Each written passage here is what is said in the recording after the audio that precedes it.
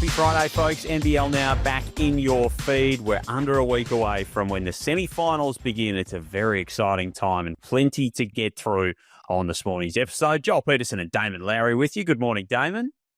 JP, my man, top of the morning. JP, we will not let people's feeds go dry.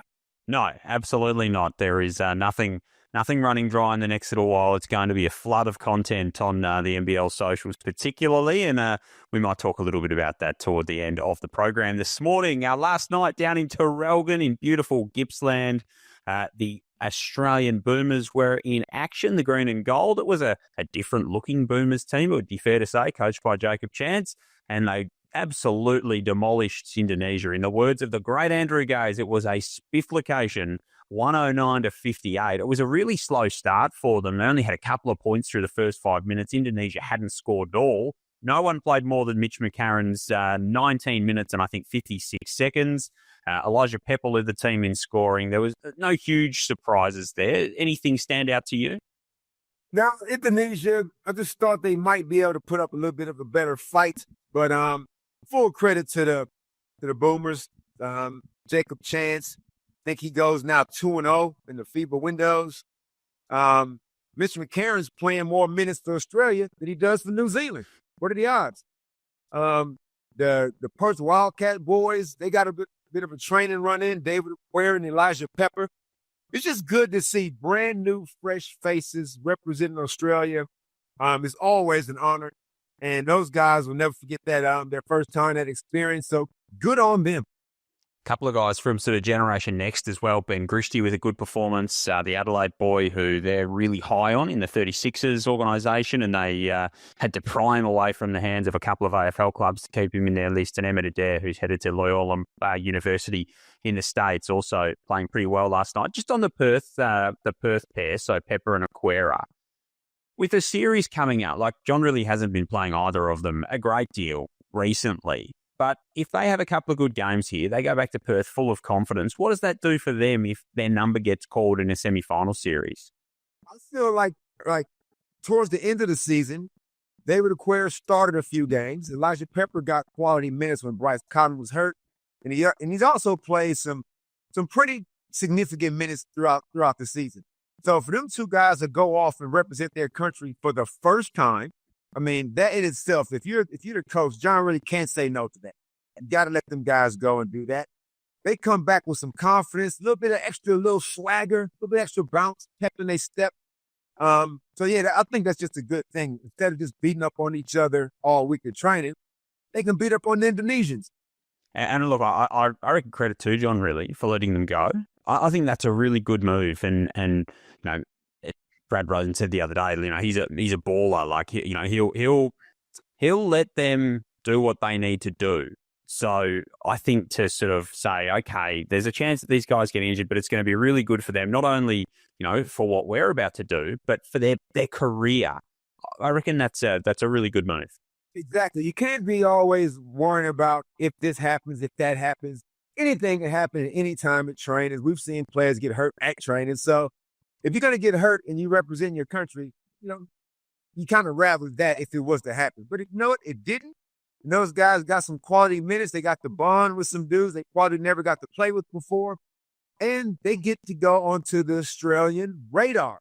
Because who knows in the future, you know, we can't have Nick Kay forever. We can't have these type of guys all the time. So, and Big Ben Grishky, who I've seen a lot of lately, like I did a couple of games and saw him in the pregame and the warm-ups, didn't realize he could shoot the ball like he could from deep.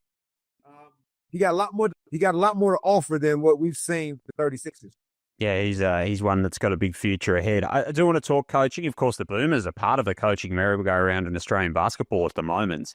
And we've got a couple of positions vacant in the NBL. But apparently you and I headed to Brisbane. Listening to NBL Now, almost fell off my chair when Jack Everett and Derrick Rucker appointed us in the Derrick Rucker coaching staff with the Brisbane Bullets. He's sitting down and having a cup of coffee with them.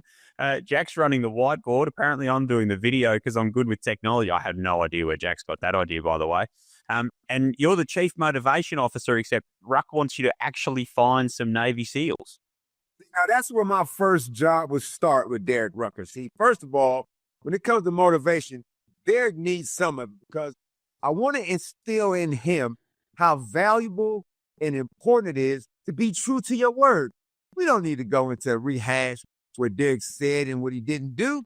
But as far as my role, I would help Derrick see the light and just get him to dig deep and have some integrity, because if he's going to be coaching anybody, the players got to be able to trust this man. But I'll tell you what, though, all jokes aside, I think Derrick would be a really good coach. I think he would.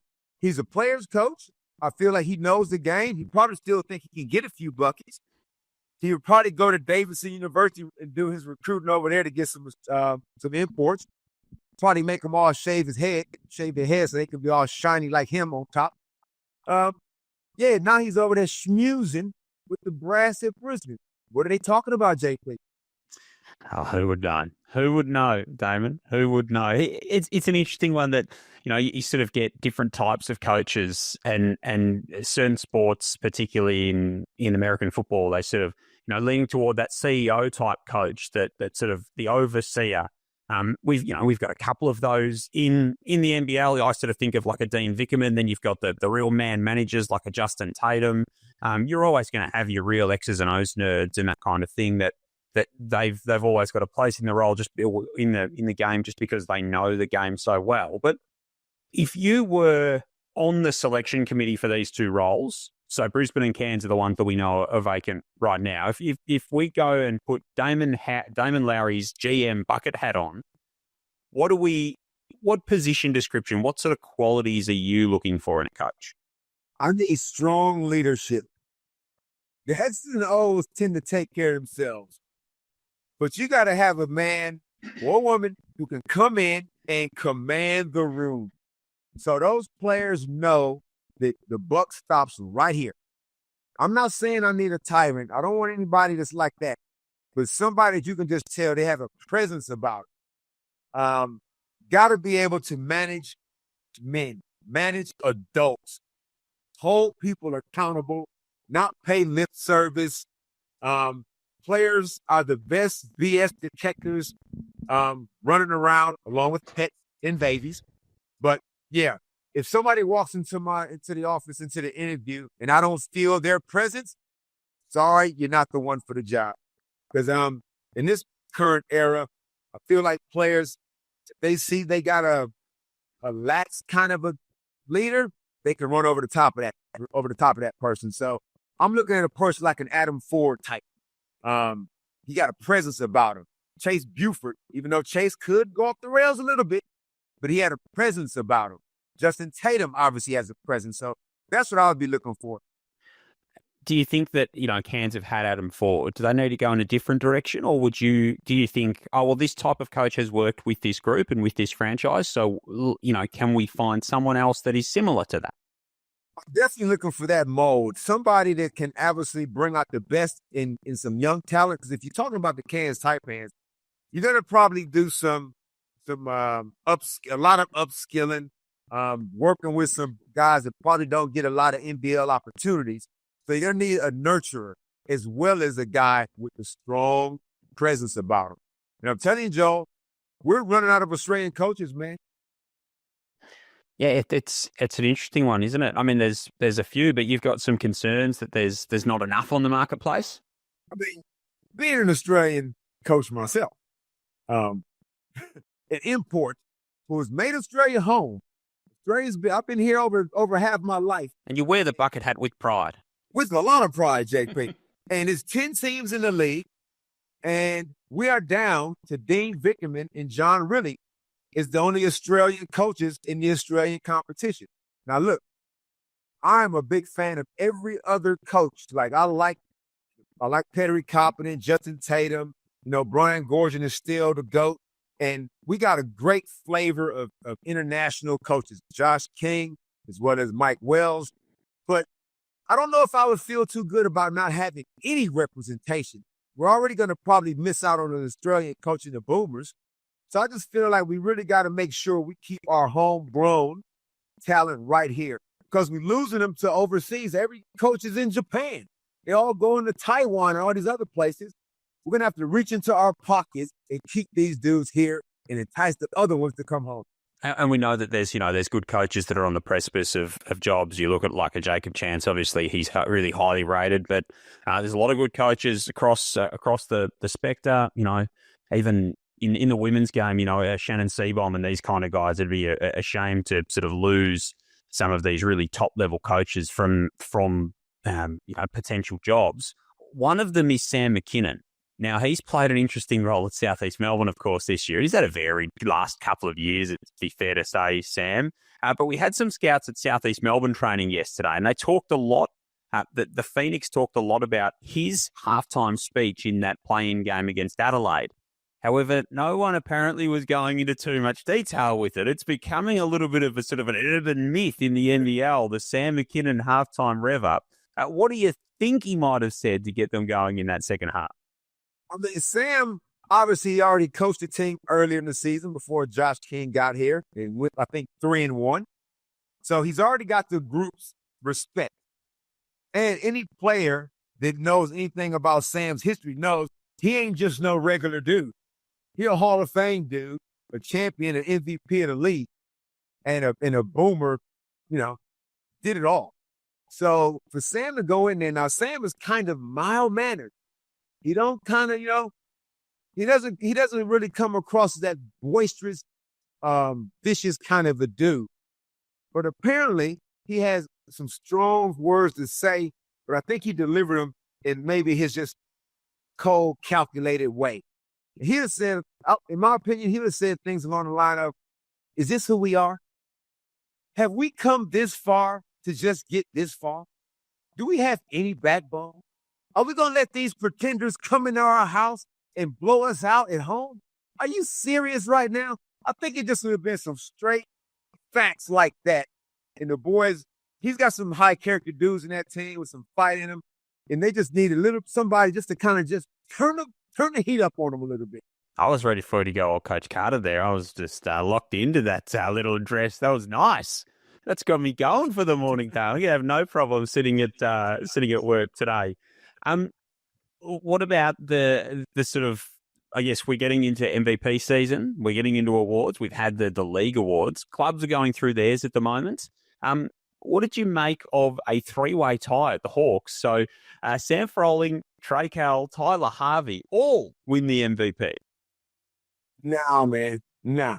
There are no ties. We can't be doing that. Everybody don't get to be the MVP. There can only be one. So we haven't seen this in NBA. Have we? A co-MVP? Like, we don't want AFL. We don't want to be splitting a Brownlow medal in half. Oh, we've done that before. Lots of times. And we didn't like it when it happened either. So my MVP for that season, I would have gave it to Tyler Harvey. I know him and Trey Kell both had great seasons and both was first team All-NBL. And Sam Froling had a solid season, second team All-NBL. But nah, man, we can't be doing it that way. Not a three-way tie. I'll give you something a little bit more decisive and one that I reckon is very much deserved as well. Kouat Noi won Sydney's MVP last night. Big shot Kouat. Now, I like that one. And has a club MVP ever been a non-starter? Yep, that's significant. You don't see a whole lot of that. I think it's really easy to give it to, your star players, your big name guys, because they're kind of there to carry the load. And Kouat Noi had I wouldn't say he had a slow start to the season, but he sort of got going maybe 8 or 9 games in and then just went on an absolute tear. And he was the guy that was making difference in those games a lot of the time. He was there. He was available in pretty much every contest. So, he talks up a big game that he's going to win MVP before the start of every season. Maybe you just need to preface it with club MVP and then well done, Kouat. Get off to a good start. Yeah, win the club one first. I like to see Kouat Noi. Like, you look at some of the South Sudanese team, the national team. Like, we got Sunday Ditch. We had Majuk Ding. I mean, Kouat Noi's had the season he just had. The World Championships are not that far away. So I'd like to see Kouat put his hand up and see what he can do on the national stage. Yeah, absolutely. He's very well deserving of that Sydney Kings MVP. One more before we let you go. We mentioned at the start of the show that, there's going to be no shortage of content in the next little while. We've been prefacing it for a little while now. Derrick Rucker's top 15. It's almost here. I think we know who maybe the top three will be, or at least three of the top five, and we know who number one will be. God forbid, Derrick, it's Bryce Cotton. Like, let's just get out ahead of this, sort it out. We don't need to go back to Hoops Fest and have you lambasted by people over there again. Bryce Cotton is number one. Matt Hurt and Kendrick Davis, probably 2 and 3 in some order. Where do you go with sort of 4 and 5? Who's in your mind? Who do you think Derrick might have? Wow. Now, Derrick is prone to some controversy. He's going to always be thinking outside the box, and he's going to dig deep into his creative metrics and come out with something that we probably didn't see coming. But he's not going to ignore the backcourt from Lowery, Trey Kelvin, Tyler Harvey. He's not going to ignore Sam Frawley. I'm curious about where he'll have like a guy like Jack White, where he'll have a guy like Cam Oliver, somebody that like his previous top 15. I have to go back and revisit that and see how many of those guys no longer fit.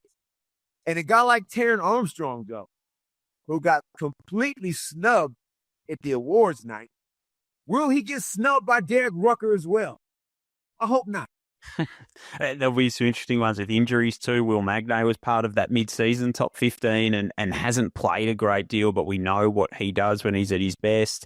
Parker Jackson Cartwright, sort of the MVP clubhouse leader probably halfway through the season and then tailed off, and then suspension, injury, all that kind of stuff meant that he didn't play a lot in the back end of the season. So what do you do with PJC? He's definitely a top 5 player in the league at his best. So yeah, it's going to be a lot of debate created around that again. I can't wait to see it land and pick through it. He does a terrific job, and it's a very hard job to do. So where it lands, we will remain to be seen. Damon, enjoy your weekend. A Hoops free one, the last one for a little while, though, and that is a very exciting prospect. Good to talk to you, and we'll see you soon. JP, just to hold us over into the semifinals, get on Court of Gold about the Olympic documentary on Netflix. It's worth the watch. All right. Thank you. I appreciate that. I needed something to do tonight. That's a very good suggestion. Damon Lowery with you on a Friday. Thanks very much for your company as well. Of course, so much still to come in the NBL with the semifinals just around the corner. Don't forget to follow the NBL on Instagram, TikTok, Facebook, X and Snapchat for all the latest breaking news, behind the scenes snippets and more.